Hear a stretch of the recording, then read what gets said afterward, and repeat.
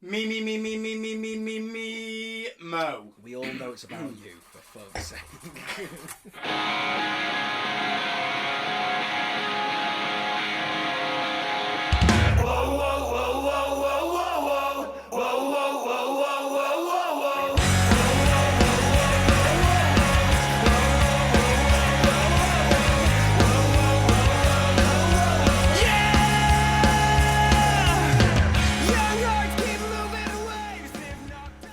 Hey up everyone, welcome to episode 2 of the Porro Podcast. Hey up.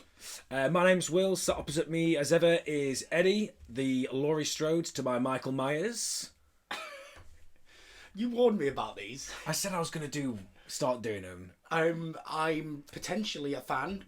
Not quite sure who I'm meant to be. Who am I? Jamie Lee Curtis. You're Jamie Lee Curtis. Oh, okay, nice. Is that the lady from Aliens? No, that's Sigourney Weaver. Really going to piss some people off this week? Really going to piss some people off. Shall we start with Apology Corner? We could. We should start with We Apology probably Corner. should. Okay. We need a jingle. Insert jingle here.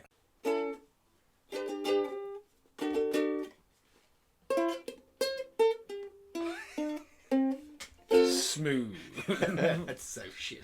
Well, we're already being trolled, mainly from our friends, because who else is listening? But Apology Corner is mistakes that we made on previous episodes. So our bloody 12-minute long introduction, I have to apologise that I said blur instead of blurb. Stonedench, ever so sorry, mate. Hope this makes up for it. You'll have to apologise again because that's not his Instagram handle either. Oh, fuck. Why? Stonehenge. I thought it was Stonedench. No, it's Stonehenge. Oh, no, God, what is it now? Whatever, Tom Stone. Yeah, fuck go you. fuck yourself. Another one for Apology Corner. I did claim that The Babadook was available on Netflix. It's not. How could you? I feel so terrible. It was, in fact, on Amazon Prime. So, sorry, Ben Ward, I think, who told me off for that one. We're learning. We are. Never to make these mistakes again. I like, though, that Apology Corner has turned into pointing the blame at someone else. It's like, we didn't have to name drop, like, fuck you and fuck you. We're just shaming people now.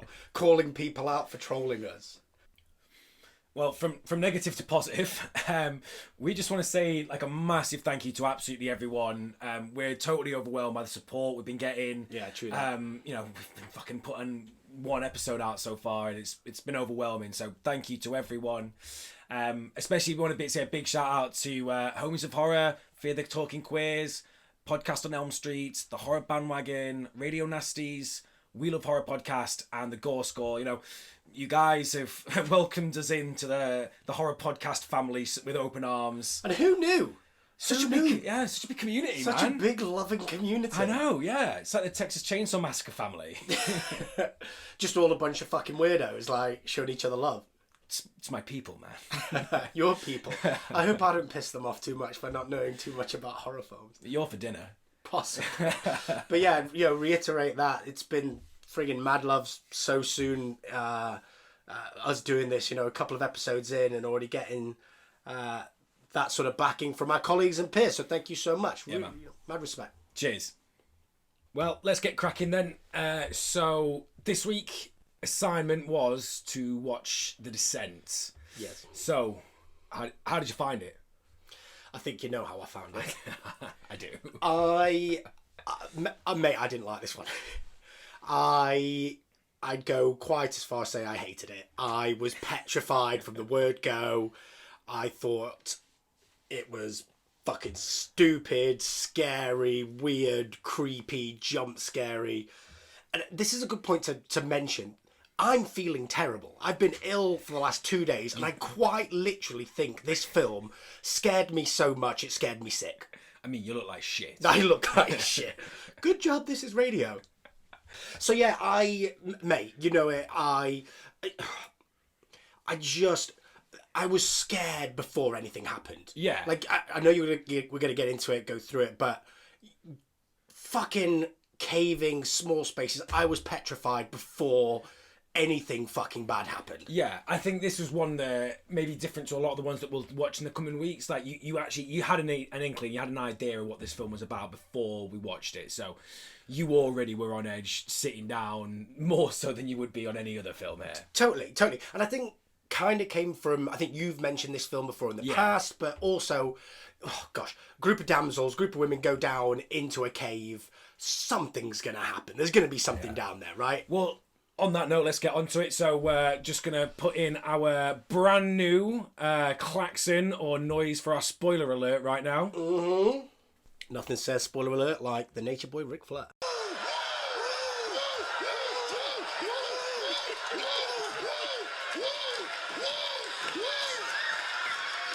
So hopefully everyone... going with that. Yeah. It might work. Might be a bit of a miss. Could be. Yeah. So hopefully everyone tuning in has watched the film before, or at least watched it in the run-up to doing this episode. But essentially we've got The Descent. It's a story of 6 mates out on a spelunking trip. And Wait. So, I know I do this every time, but spelunking is the best word ever. And I only learnt it a couple of days ago of what it actually meant. Because there's that South Park episode, it's in the South Park movie. The film, yeah. In the movie, yeah. Mr. Mackey... Mr. Mackey reads the letter saying, "Eat penguin shit, you ass spelunker." I mean, greatest insult ever. It's the best. But I can't believe I only found out what spelunking was fucking 2 days ago. The act of crawling in small crevices or something along those lines. Spelunking. Spelunking. I feel like we're going to focus on this word a bit. So, 6 mates out on a spelunking trip. There it is again. I'm sorry, that's the last time. Am I going to have to bleep you every time you say the word spelunking now? No, every time you say it. So, lo and behold, everything goes wrong for them after a cave-in. So we've got Sarah, who's the traumatised protagonist. She's lost her family in a car accident, which we see at the start of the film. Yep. Main character.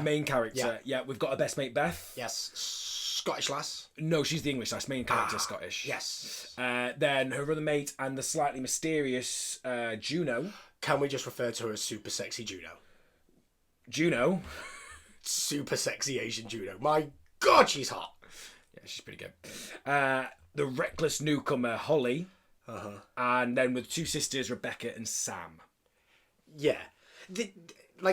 For me, I picked up on this really quickly. They annoyed the pants off me. And I guess it's it was meant to be like this, but it's like an unlikely cast of friends, you know? It's like, it's the shittest girl band ever. You know, there's the fucking Sporty Spice, Nerdy Spice. Whoa now, Spice Girls were not the shittest girl band ever. Okay, I'm just meaning the cliche. Sugar right? Babes. Oh, whoa. Mucha was in the Sugar Babes, right? I don't know. There's like no new... They're all new now. I don't think there's an original member anymore. That's probably true, yeah. But the name lives on. So my point is, right, so fucking Baby Spice, Sporty Spice, Crazy Spice, and obviously super sexy Asian Juno Spice. It just felt a bit... And I guess that's the whole point. It's the cliche. It's these unlikely group of people. That whole friggin' early scene of them in the cabin before they go. It's like a weird fucking hen do. Everyone's like got their own personality. It's like, you know, it's weird how we all get on. Yeah, no, I see what you mean. I think in a way, that kind of storytelling can help when, I mean, this film is set in a dark cave. It can sometimes be pretty hard to tell who's who. So by making them have distinctive voices or ones that you associate with their personality, maybe it might be a little bit easier to understand and recognise who they are. Anything about like that? Yeah. Yes. Now I have. But it's like war films. I mean, how many war films have you watched that you literally have no idea which one's just died because you've no idea who's who? Yeah, it's how do you identify who's who? They're down in the cave. Well, here's the fucking annoying one. Here's the other fucking annoying one. And here's the really fucking annoying one. I got the difference. Oh, okay. Nice. So if there's a common goal there's something common between the two of us is that we're both frightened of confined spaces. We're both claustrophobic as fuck, right? Fuck yeah. But who isn't? Who the fuck isn't? Anyone who goes spelunking. Alright, potholing. I'm putting a fucking stop to the word spelunking in this. Potholing. Anyone that goes potholing. I literally just came here for the spelunking. No, I don't know. Like, what sort of weird fucker likes going down? There's a difference between, I don't know, caving, but then, like, literally weaseling or whatever you call it, going through these tiny, tiny little spaces. Yeah. With no sight of what's on the other end and no possibility of going backwards. Yeah, only some fucking weird wanker wants to do that shit. Exactly. So here's the start of it, right? What the fuck are they doing? Why are they doing this? why have they gone down to this cave? And early doors, right? They rock up to this cave, and there's the scene of super sexy Juno taking the map out, right, of the cave, and decides to put it back. How does that make it more fucking thrill-seeking? It's fucking stupid. Like that, just put it in your back pocket for a rainy day. You don't have to look at it every 2 minutes. What the fuck is up with it? That moment I wanted them to die, right there. Well, okay, noted, but that map was for the cave that she told them she was taking them to. She took the whole. That's the whole point of the film, is that after the cave-in, they then realised that Juno's taken them to an unexplored cave. Oh, so that map would have done nothing even if she did have it. Still stupid, though. Very stupid. I mean, fucking tell someone you're going to these fucking caves at least, or something beforehand, right? They're doing it for the thrill, right? That's the whole reason why they wanted to do it. What was and a catch-up. I mean, I like going to the pub for a catch-up. Yeah. My mate's not fucking potholing. Spelunking. You do not need to go into another. I swear to God, I'm going to start bleeping you out when you start saying that word again, alright? Okay, sorry. This is your final warning. Okay, sorry. We get our first proper horrible moment. I'm going to call it a horrible moment because it's not necessarily a jump scare. When the main character Sarah, she's crawling through, she's the last one of the line to come through the tight little hole, and there's going to be a lot of that in this episode. Yeah. So she's been crawling through the tight little hole, and the cave-in happens, or the start movement of rocks. Yes. Right?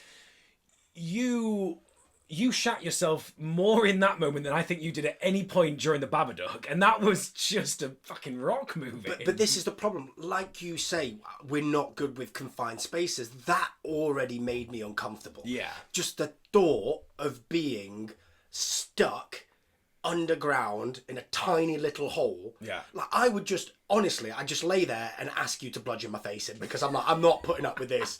Like as soon as I knew there's been a cave in the other side, I was like, there is no point me going on. I am laying down to die.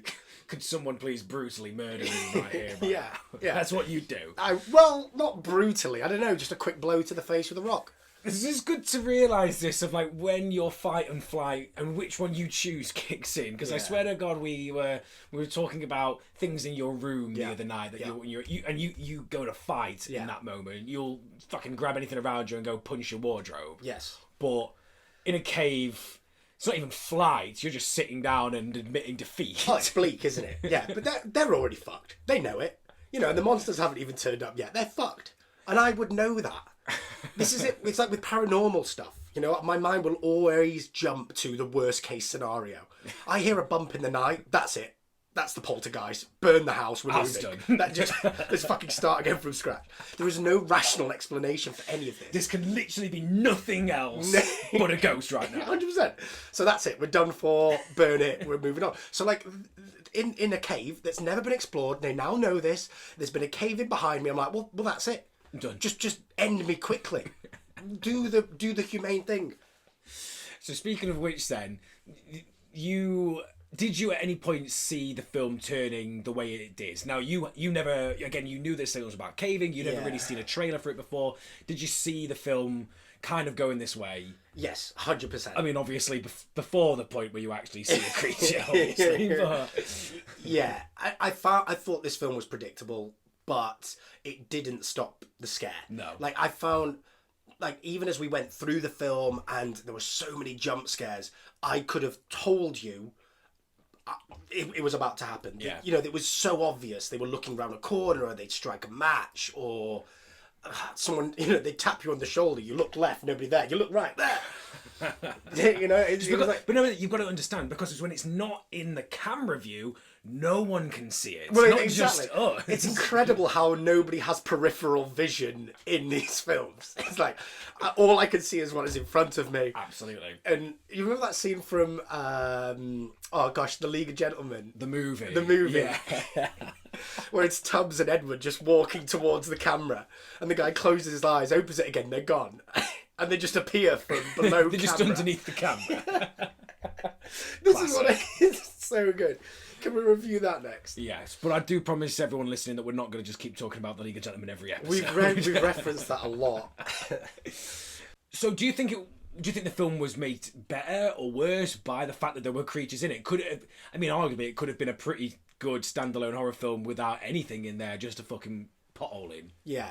No, I think it's badass that there was like, and what I liked about it, they weren't just, I don't know, like demons, or we're not in Hades here. It's not like horrible mythical shit. These are like, you know, what were you saying to me? These are like people almost, like, yeah, these are like well, evolved humanoids almost thing, but evolved for the scenario and the environment that they've been living in, like right? devolved humans. Yeah, exactly. It's almost devolution at the same time. Yeah, And that shit was scary. So you know, again, if it was like a big scary green monster, yeah, maybe not so much. I found this pretty freaky. no ghouls. No ghouls.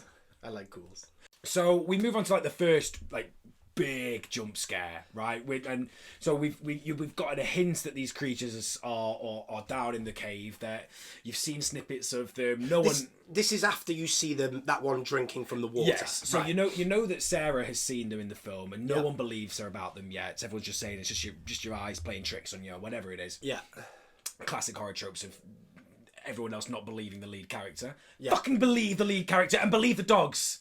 Believe the dogs, believe the lead character. There are no dogs in this. Had none of the other characters seen them at this point? No. They'd heard them, or they were like, nothing. Nothing. But their main concern was, no, we just need to get the fuck out of here. Yeah, Holly's got a broken leg at the moment. Right. Which was Holly? The reckless, cool one who likes base jumping. The worst character ever. I mean, if there was a scale for annoying bitches, I mean, Jesus Christ, she fucking topped it.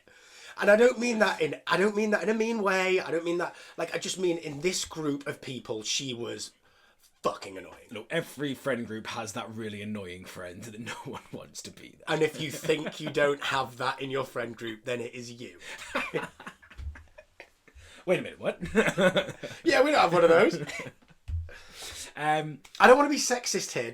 Am I sounding sexist? Oh, incredibly. No, I think if this was a group of guys, there's always like that one really fucking annoying bloke. I just find she was the really, really annoying one of this group, right? It's not sexist to say that you were annoyed by Holly. She is an annoying character. So annoying. But you heard it here first. Last week, Ed hates children. This week, Ed hates women. It's not true. Wonder what you'll hate next week. What are we watching? Yeah, back to the jump scare. So, this moment... This shut you up. This shut you up bad. This was horrible. And I knew it was coming. Yeah. You know, I knew something was coming because it was signposted. This is the camera, right? Absolutely, yeah. So they've managed to get themselves into a little bit of a wider area. They're out of a few narrow tunnels, and no light whatsoever. Obviously, they're in a cave, and they pick up the Holly's camera. They get it on night vision. Do they know there's bones there yet? Because you could see bones. You can see bones. Can they see bones? They don't know there's bones in there yet. I don't think. Okay. No. Okay. You'd fucking feel it though. I'm sorry. They're on a fucking bed of bones. Yeah. Oh well, I mean, I don't think it's all around them quite yet. They do find her in the next scenes coming up. I think we obviously know what's happening, and I think Sarah has an inkling. She's found the helmet of an old climber and all this weird shit. Yeah.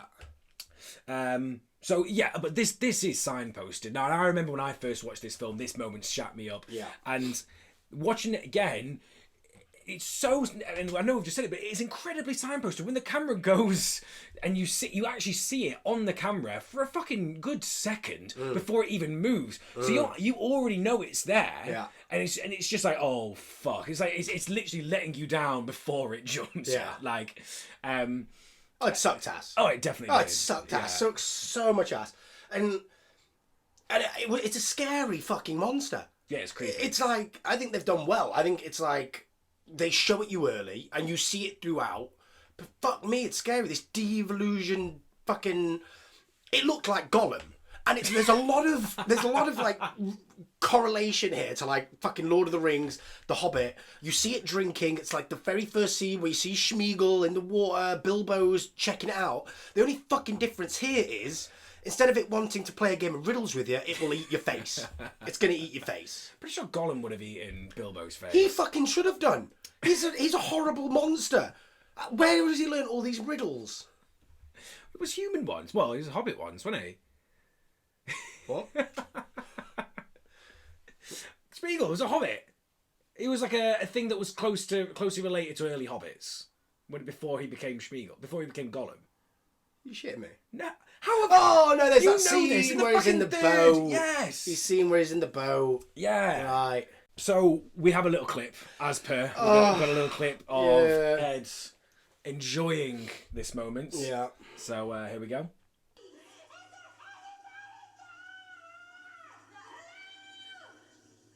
Oh my god! Fuck!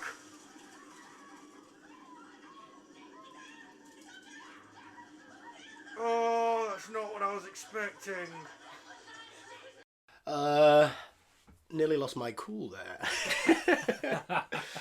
And when I said at the end, that's not what I was expecting. I was totally expecting the scare, but I was not expecting that creature. That's not what I was expecting. Gollum. Yeah, I was not expecting it to be Gollum. Okay. But I mean, did it set a precedent? What state were you feeling after that? Were you just like, this film's just gone 10 times worse? Was it already bad as it was? Like, where were you thinking it was gonna go? 10 times worse. And I was literally thinking that, well, my idea to bludgeon my face in earlier on would have been welcomed by now. Like, why put myself through this? Because, spoiler alert, they go through some shit, right? Oh, yeah. This is just the first time we've fucking seen them. One of them's already got a broken leg. The fucking cave has fallen in. They're in a fucking never charted cave before with cave paintings and golems. Tell you what, I'm never going down Blue John's cabin in Castleton ever again. Was it Buxton? Either or. No, it is Castleton, isn't it? Is it Castleton? Yeah. Oh, I love it. A little local knowledge there. So question, and look, this is probably pretty obvious, but these suckers are blind, right? Yeah. Right. Pretty sure they say that a couple of times in the film. Yes, they do. And they focus entirely on their eyes and being totally whited out. No, fine. Okay. So, as Will said, they've evolved to living in these caves like you see on friggin' The Fish in the Abyss and all the David Attenborough programs. You know, they're deep down, they've evolved because they don't have light. Right? Yeah, there's no light. They've got to adapt to what's around them. Yeah. The bit around that, then how they move, how do they see in the dark? They say they use their hearing, kind of like a bat. Yes. Which is bullshit. Bats use sonar. They're literally just going on sound. They're not making a noise that reverberates. Yeah, Is that right? No, they were. They were doing that croaky voice, like, you know, when you first wake up after smoking a lot. Okay. They were doing that little kind of voice. Yeah. Okay. Like a little clicky thing in the back of their throat, I think. Okay, fine. So, but that then doesn't make sense, because if they can then use sonar, they would be able to see them. They'd be able to find them. They know this cave. They know their surroundings. If someone's fucking hiding in plain sight and just not making a noise, if they use the sonar, they'd fucking find him. Maybe they thought it was an already dead animal that they've brought down. Fuck no, this is my favourite rock, right? This is what one of these fucking things are thinking. This is my favourite rock. I always chill here. This is where I eat my fucking humans. This is my stoop. I've just made a noise, and there are two weird objects on there in the shape of very annoying, sexy women. So, you're saying... Plot hole. You're saying the plot hole... Pothole? Plot hole? Pothole. Plot. Pothole. We've not said... I'm sorry. I will have bleeped you out in editing. Oh, sorry. It is a bit of a plot hole, I would say, yeah. As well, you know, there's a moment where they're literally face to face with them, aren't they? They're staying really quiet, and you know, it's like the fucking T-Rex. As long as we don't move, it won't see us. And you know that is the case. But surely this fucking thing has smell, right? Surely they can smell. There's even a point where I swear one of the monsters like walks over It does, yeah. the girls. So it cops a feel, I'm sure. it cops a good old feel. And did this monster just Weinstein one of these ladies? And I don't know, like, so the only sense it has is sound, and yet it's not very good at that. Yet these fucking things are like flying about these caves, climbing, running, but it can't feel, it can't touch, it can't smell. I just found it was very easy for these girls to hide from him. Yeah, I guess that is one thing that I don't really like about the film. I think a couple of times it walks over them, and it would feel there's very much a change in the hard rock, the hard, wet, moist rock that is throughout, to them walking across someone who's breathing, someone who is moving, who is a human being. Yes, there should definitely be something there, I would say. And the slight difference in smell from a horrible carcass rotting cave to a group of ladies. I'm sure they don't smell nice, but I'm sure they smell better than a load of dead goats. Ode to dead goats. New from Chanel number 5. Should bring out this smell-o-vision like you were saying the other week. I wonder what they smell in that cave. That would be one I do not want smell-o-vision for. It would be horrible. There's like 1,000 rotting carcasses in there. Oh yeah, and the pool of blood. Oh, the pool of blood. The pool of blood. Chuck, chuck, the pool of blood. The pool of blood!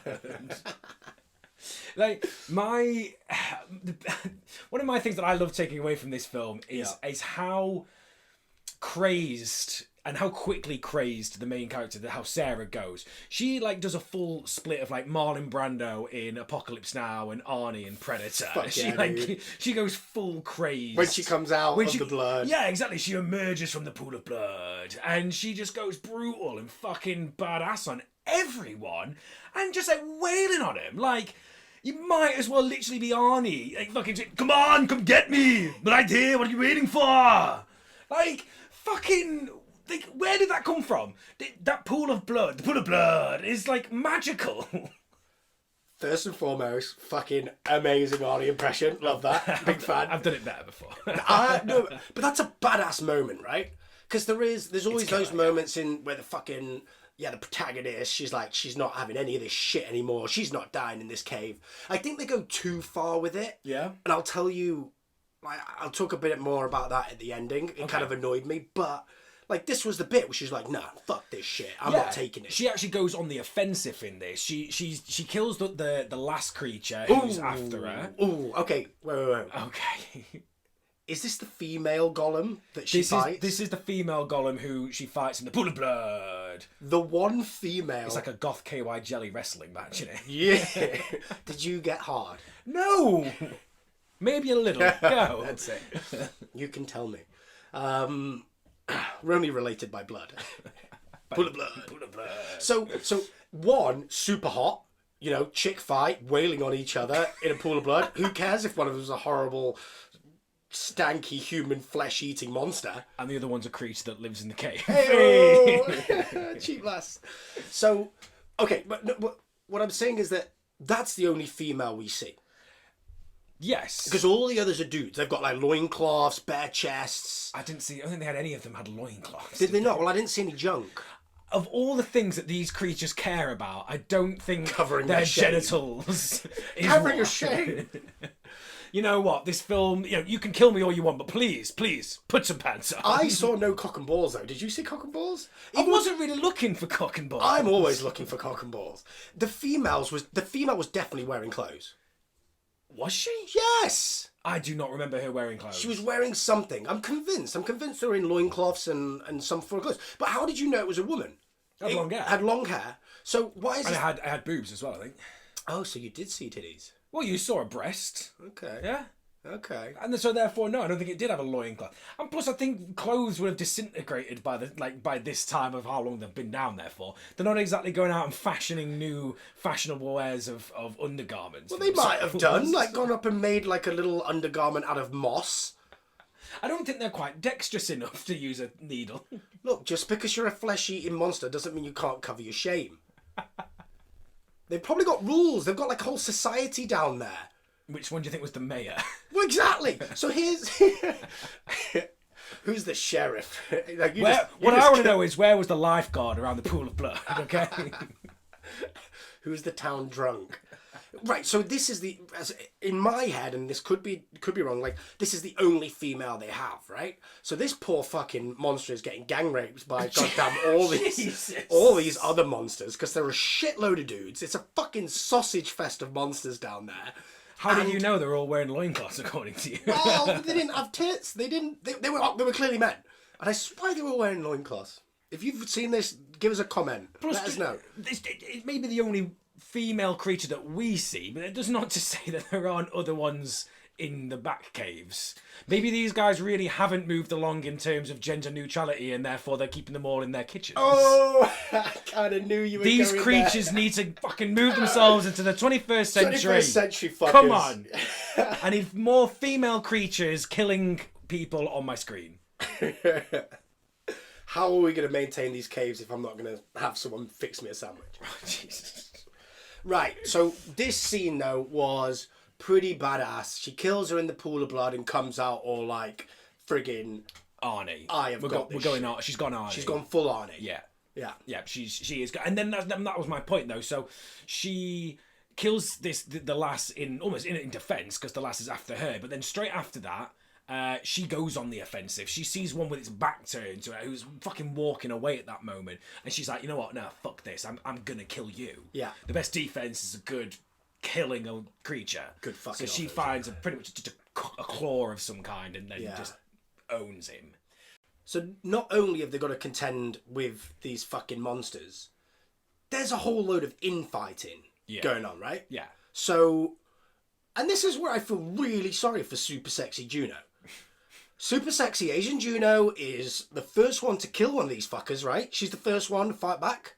Yes. And she fights back pretty fucking quick smart as well. Yeah, she's badass, man. Yeah. She fucking does yoga, she does split, she's super fucking fit and agile and all that. Yeah. Juno, I love you. Kills two of them, and then by total accident, axes, spoiler alert, the other girl in the neck, right? She gets Beth, Yeah. And it's an accident. It's a total accident. Yeah, it's an accident. But then that leads on to a whole world of pain later on.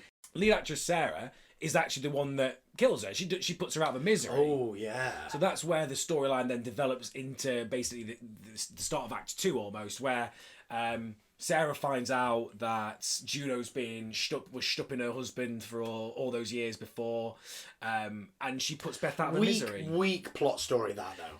That was a strange one, yeah. They give you a vague inkling to that at the start of the film by a lingering look. Yeah. After they're doing this fucking lame fucking whitewater rafting, they clearly never whitewater rafted before. All right, mate. Have you? Once. What? Okay. And I looked like that. Yes. That's how I know that they were fucking novices. Right. And then, so that then leads on. I mean, I don't blame the husband. Juno's hot. Jesus Christ. Okay, we get it. You love Juno. And so I just think it's a bit of a weak plot story. I don't know why that develops so much. I don't know why it needs that. It needed it, I think, for the full circle storyline that Sarah has to go through to the end. Okay, well let's worry about that later. So then this bit, couple of things. She took an axe to the jugular. Oh, right? Beth. Oh, yeah, she did. Like full on axe through the windpipe, round the back of the neck, out through the windpipe, and she somehow survives for another, 20 minutes. With no flesh-eating monsters coming to eat her sweet, sweet blood juices dripping out of her throat. Maybe the monsters like live game. She's alive. Yeah, but the ones running away from them, maybe they're like a bit of sport. I'm not so sure. I reckon they're lazy. I see what you're saying, and it is another bit that, a little bit annoying. Wow, you started to pick holes in one of my good films. So. Well, I disliked it from start to finish. No I was super scared, and I'm merely picking apart bits that I didn't understand. The storyline about that, yes, it's a little bit weak. The idea that Juno's been stuck in the husband, but again, it does bring it into the final story arc between the two of them. You need this moment in time in the film where Sarah can plot this out in her head, because she's not the damsel in distress anymore. As we've seen, she's become full Arnie, right? So she's not a damsel in distress. She's not necessarily a good thing either, because she's gone on the hunt for one of these things. She's not just killing them in defense, she's going out to try and fucking kill him. So she needs this. She's a bit like, she's like an anti-hero almost, so she's not all good, and in that moment in time, fucking put yourself in that situation. You're still fucking grieving over the loss of your spouse. You find out that one of your mates has been stupping her for all these years. Fuck you, you bitch. Yeah, but there are times you can deal with this later, love. Put it on the back burner. Okay. Just get through this, and then we'll have it out when we get topside. Okay, now let me put this to you then. Yeah. She doesn't have to outrun them.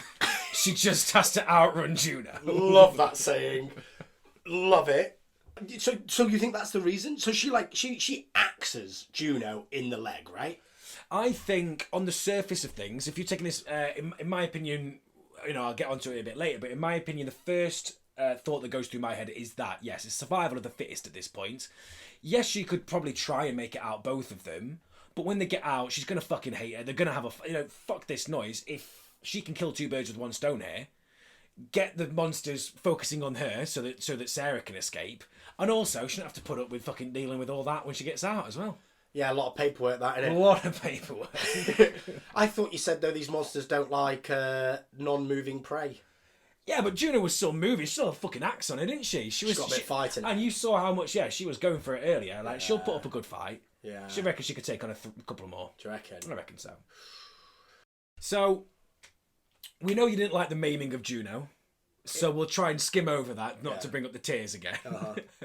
So, but the ending in general, so we have already given the spoiler warning, so we're fine with going through with this. So this is a big contention with this film. It's a big talking point because the theatrical release in the UK was what me and you watched.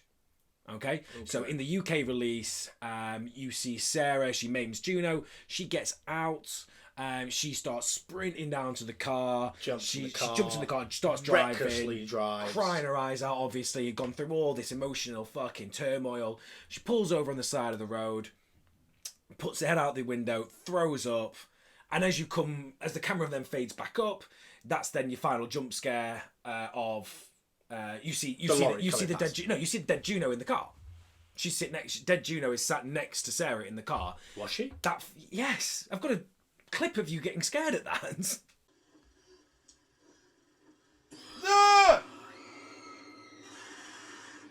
I've blocked that from my mind. That's the fake out. She then reawakes, she wakes back up, and she's back in the cave. Yes, she's back in the cave. So she knocked herself out, and she had imagines that whole thing. That she'd got away, but no. She's back in the cave. You're doomed. Yes. So that was the UK release. The US didn't like that. They said it was too depressing. God damn it. Fucking States. So... We need an ending. But no! They give it even worse. Really? They cut it at the Juno scare. They leave it like that. So I guess in their... Well, it's still an ending. They've still got out. Yeah, it's true. So, but they're implying that Sarah makes it out. They can't deal with a draw, can they? No, they really can't. Ever watch cricket? Can't deal with it. So the States, yeah, so they decided to end it on this, Sarah makes it out, but she'll never be the same again. Because she's got Juno haunting her. Exactly. Because you did a bad thing. Absolutely. I quite prefer the UK version because I think it is a little bit more depressing, and I think not all things have to have a happy ending.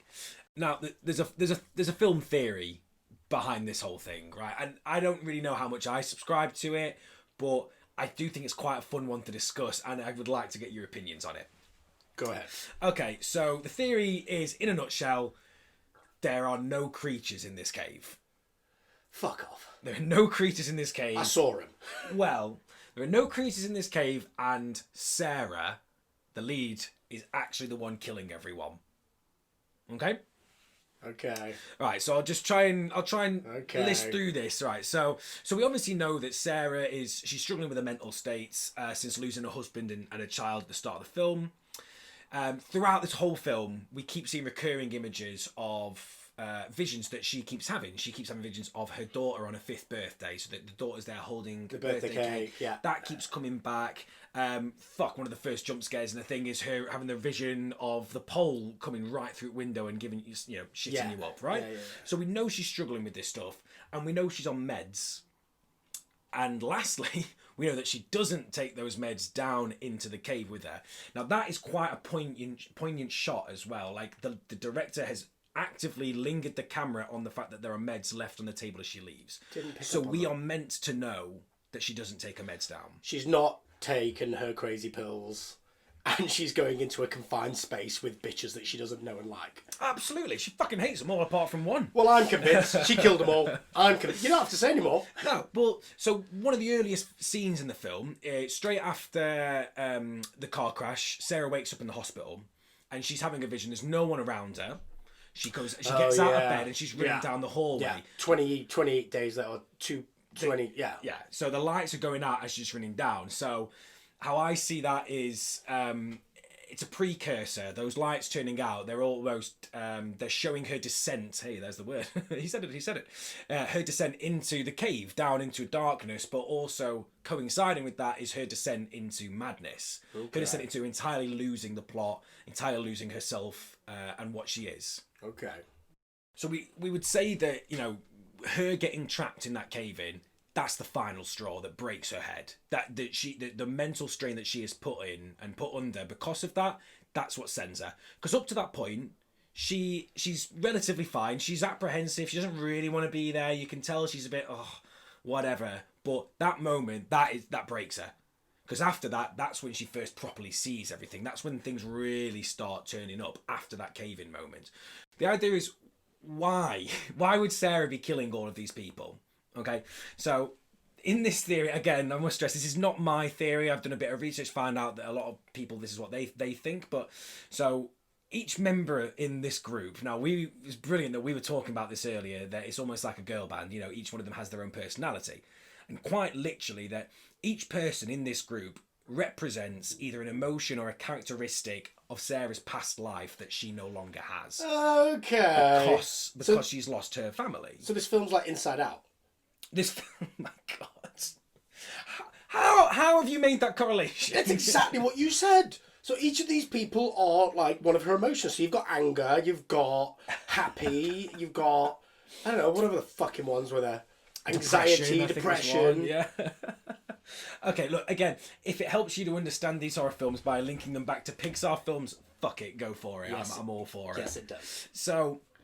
So we know that Juno's been stupping her husband, or was stupping her husband. Yeah. So Juno represents her jealousy, sexuality. Okay. It represents the sexuality that she no longer possesses. Okay. Her innocence, that's coming in the form of the younger of the two siblings, Sam. Yeah. The innocent one, the one that everyone likes. She's actually a nice person. She's there to help. She's a doctor. Her responsibility that she no longer has, represented by the older sister, who's the one saying, "Where's the guidebook? Where is this?" She's the one in charge of everything. She's the fucking annoying one. Yeah, the one with the German accent, is American. Got it. She's lost her sense of adventure, represented here by the fucking annoying Holly. Fuck you, Holly. And lastly, her friendship and companionship that she's lost through losing her husband, and that is represented by Beth, her actual best friend. So as I say, I'm not entirely sold on this, but if there is 2 points to this whole theory that actually are the ones that draw me in, and one of them is very obvious, and I wanted to see if you would notice, and the second one is not obvious whatsoever, and I'll bring it up. So we were talking about it earlier, the pool of blood. So when Sarah emerges from the pool of blood, and she kills the second monster in that scene, the sexy lady monster. No. After she kills the sexy lady monster, she then kills a non-sexy male monster, male counterpart, and she lets out the Arnie scream. So okay, so she screams. In that moment, Juno, Rebecca, and Sam are still trying to escape.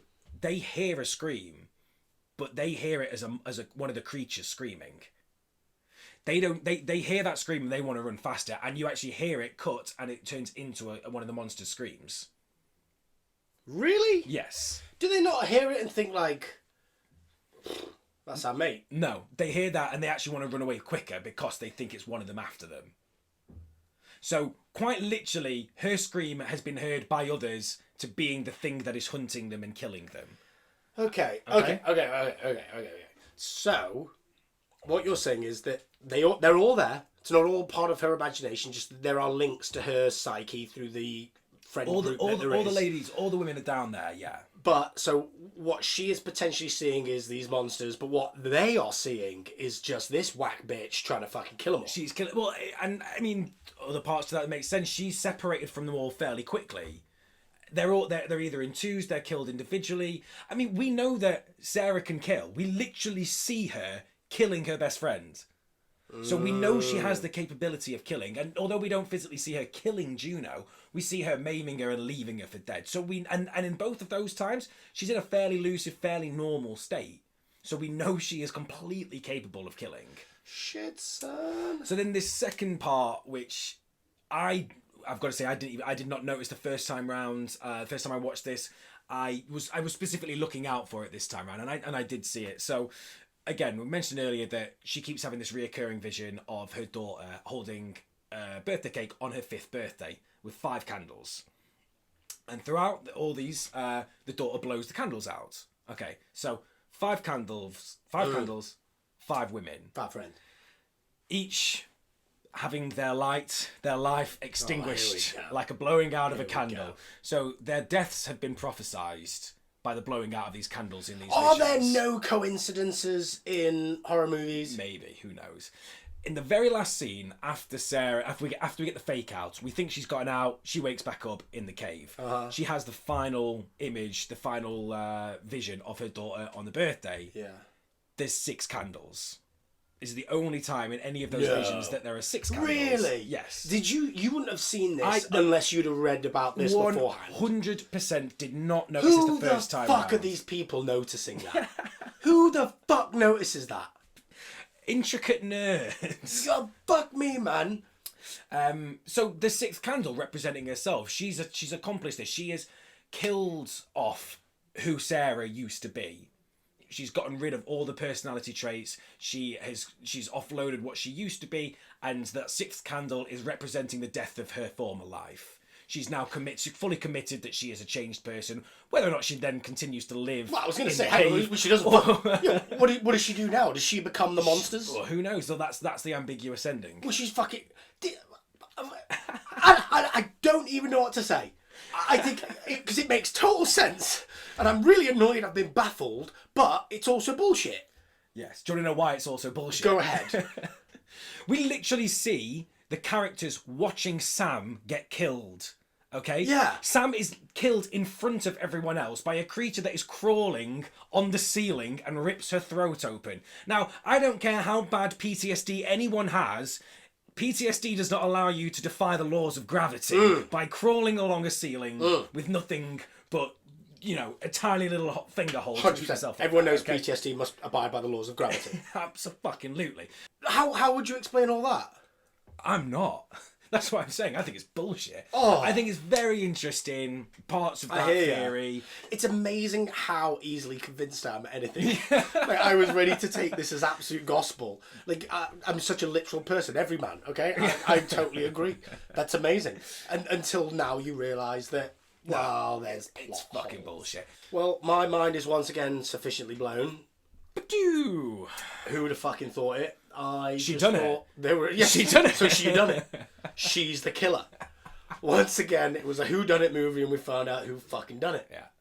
All right, time for the final word on the Descent. Then we introduced a rating system last week. Ed, we know you fucking hated this film. Understatement. But what are you giving it on our rating? Right. So our world-renowned Porohodcast scare rating for fucking pansies. Award-winning, I would say. It's known worldwide. So, what did I gave Babadook a level 2, so I gave it an STI check. You gave it an STI check. So it's got to be that. Yeah. It's fucking right. I was way worse with this one. I was scared, shitless from the get-go. I have the footage to back that up. Okay, so I would only be fair categorising this. And I'm going between level 3 and level 4. So I'm talking a little bit of piss. Mm-hmm. And 100% sleeping with the lights on. Okay. Dude, I fucking checked my wardrobe. I had my side light on for a while. So I'm going to go 4. I'm sleeping with the lights on. You're sleeping with the lights on tonight. Fuck yeah. It's fucking dark down there. I'm sleeping with the fucking lights on. There we go. The Descent, sleeping with the lights on. Week 2, finished. Oh. Hey-o. Moving on. I made it through 2 horror movies. Proud of you. You barely made it through this one. Made it through as a stretch. Yeah. And look, there would have been so many clips you could have played from that first scare. I swear, I was screaming, pointing, jumping out of the screen. And I swear down, you know me, this shit is not put on. I am. No, you were petrified at times. Very much so. But as said, it's all done. You don't have to ever watch The Descent ever again. Huzzah! Moving on to week 3. Got a doozy for your hair. Here we go. Just never say doozy again. Oh, deal. I'll bleep that one out, just like the word. We're going to take it back. We're going to go old school. Yeah. We're going to take it back to 1981. Fucking 1981. Good year. What a year. It's a cracking year. It's pretty old. Pretty old. Are we talking black and white here or what? Oh, whoa now. How old are you? Not fucking 40 plus. Quick maths. Not bad. Thanks. That's pretty old though. 81. Yeah, I mean, no, yeah. Early 80s. Very early. How old? This is like one of the first horror films then, are we saying? God, no. I mean, fucking horror films go back to the 30s. Alright, shit.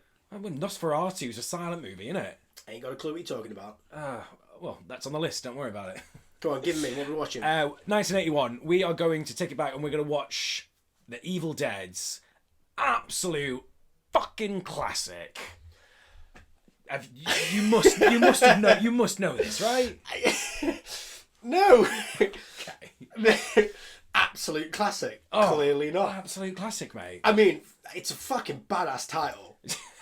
The Evil Dead. Yeah, I mean, they're dead. Fuck it, might as well be evil. I mean, it's fucking cool.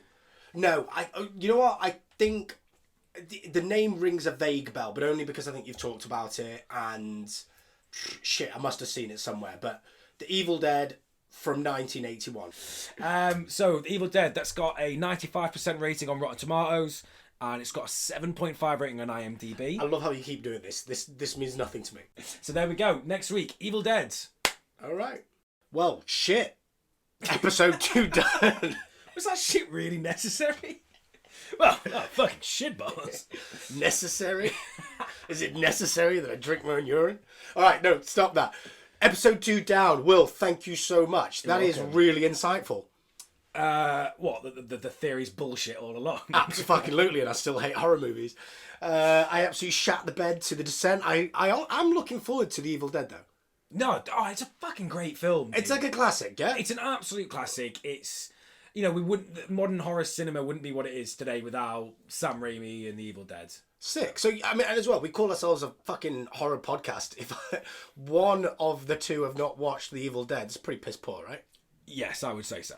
All right, so I will see it tomorrow. Please watch it along with us. Like we always say, this podcast will be even funner if you watch it along and you give us your theories as well as we ramble through ours.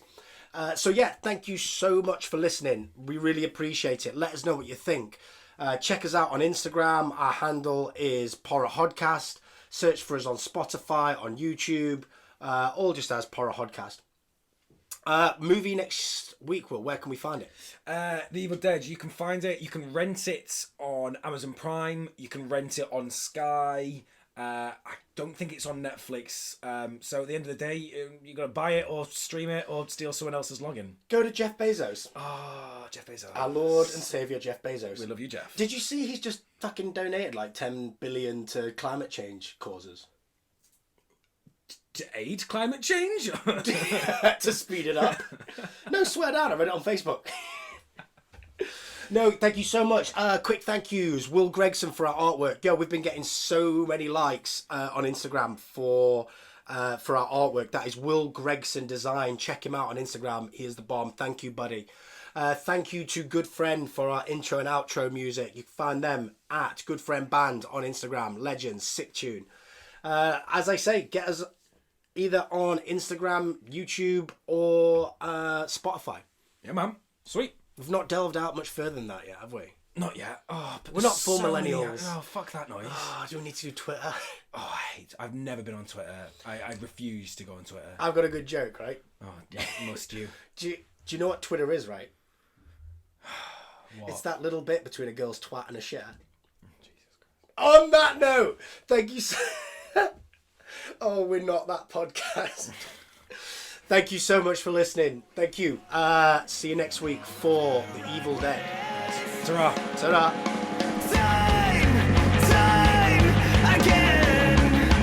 We're going wrong in all of the right ways.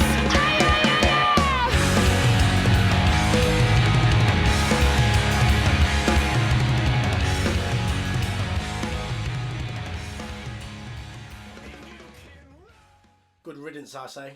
You really didn't like these people, did Didn't you? like them at all. No. I quite like the sisters. That's not fair. And Juno.